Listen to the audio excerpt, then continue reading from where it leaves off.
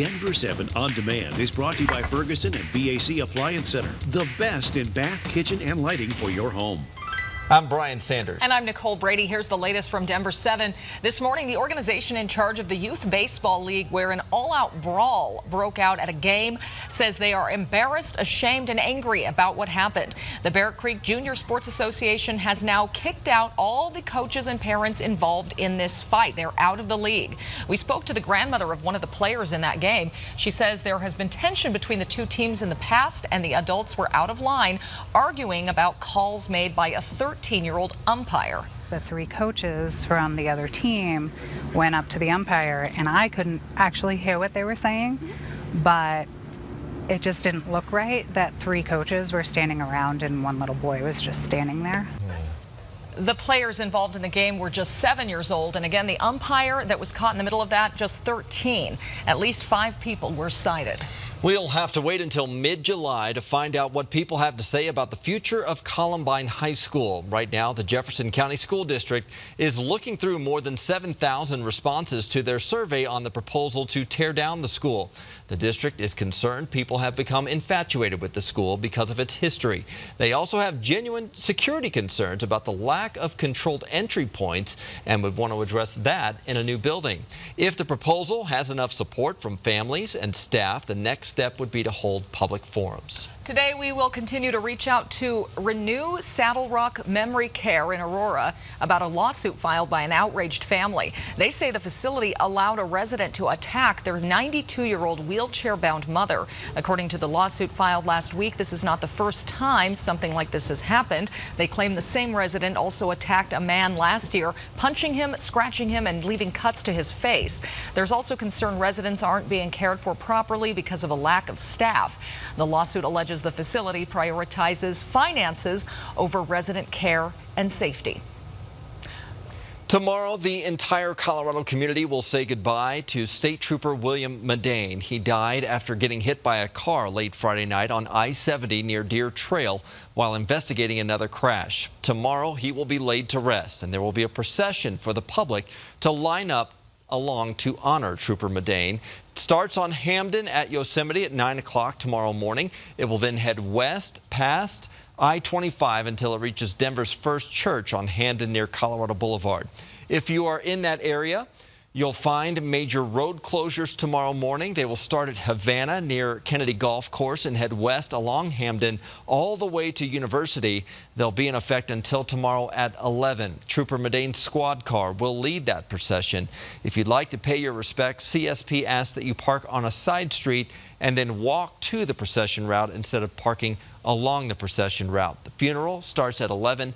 It is open to the public. We will have coverage live on air and streaming on our apps for Roku, Amazon Fire, and Apple TV. Although we have rain in the forecast for this weekend, by next week we return to dry and hot weather with temperatures reaching the 90s.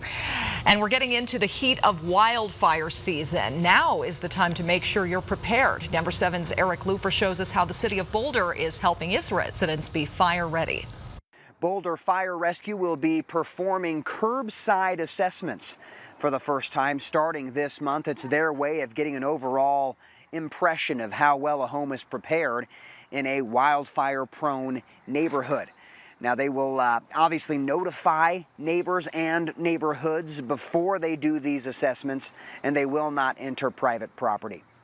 Boulder County, certainly prone to wildfires. The 4 Mile Canyon fire was devastating in 2010.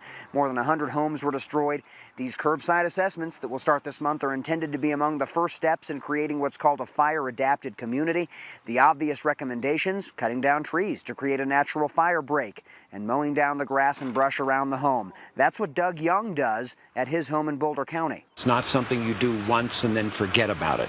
It's something you do constantly.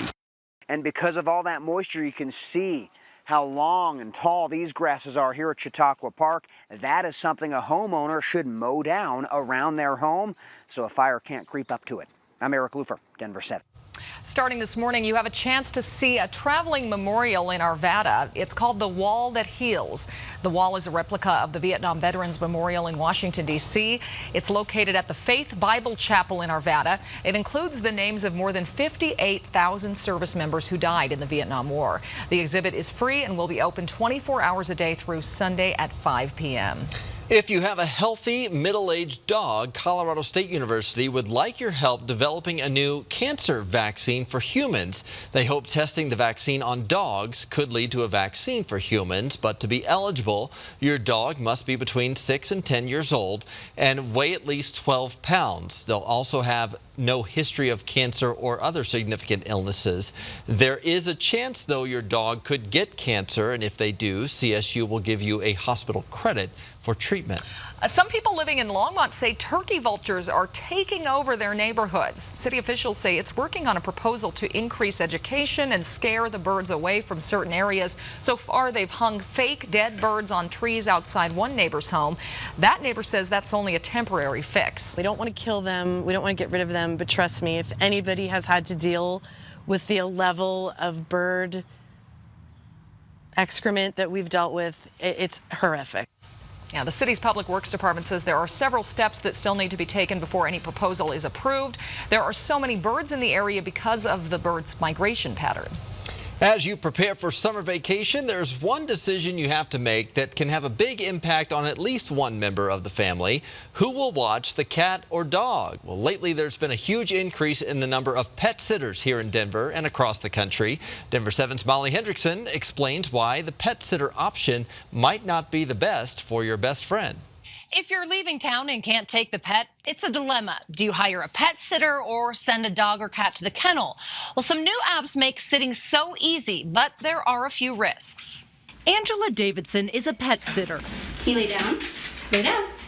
She's a top-rated sitter for Rover, a sort of Airbnb for pets. For around $40 a night, she watches dogs for families on vacation while keeping an eye on their house as well. People just want somebody that can not only house sit, but pet sit also. And it kind of gives them a peace of mind that they know that their house is being cared for. Rover and competitor WAG appeal to people like Cicely Necht. She just doesn't feel comfortable leaving her pet in a strange place. Not for a weekend or anything while I'm away. With pet sitting, your dog or cat gets to stay in the comfort of their own home. There's no worry about being in a strange place surrounded by other animals. But these services have downsides. Rover has been sued for dogs dying under a watcher's care. Some people complain of money and personal items disappearing. To protect yourself, the Better Business Bureau suggests you meet personally with any Rover sitter before hiring them. Read their reviews carefully and look for sitters who have passed Rover's enhanced background check, not just the basic one. But if you don't like the idea of a kennel, this is a way for them to have some comfort of their home versus going to a kennel where there's lots of barking and they don't understand what's going on. Once they are checked out, a sitter like Angela can take the stress out of your vacation for both you and your pet. Rover says thousands of people have hired its sitters millions of times and in most cases are completely happy. But again, read reviews in your area and consider contacting other Rover and WAG clients as references. Back to you. Take the dog to the park today because we have some changes ahead. It is perfect right now. You're right, though. By this weekend, it's going to be a lot cooler, cloudy, rainy, gorgeous right now. Blue skies in there at City Park.